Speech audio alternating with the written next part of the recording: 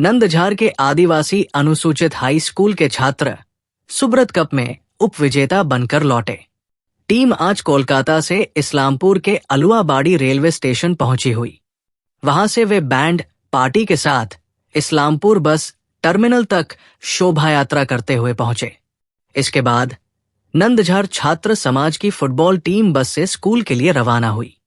Football team के coach Chandan Pal ने कहा, हम एक छोटी सी गलती के कारण फाइनल हार गए, लेकिन भविष्य में हम फाइनल में जरूर सफलता हासिल करेंगे।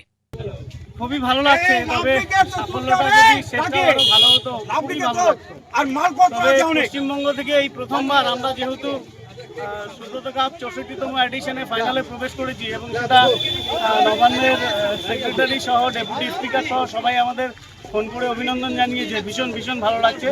তবে শেষ কথা, যে মেয়েদের যে ফাইনাল ম্যাচটা ছিল সেটা আমরা জিততে পারতাম, আমাদের দু একটি ভুলের কারণে আমরা সেটা জিততে পারিনি। তবে আশা করি ভবিষ্যতে এই ভুল থেকে শিক্ষা নিয়ে আমরা আবার এগিয়ে যাওয়ার চেষ্টা করব।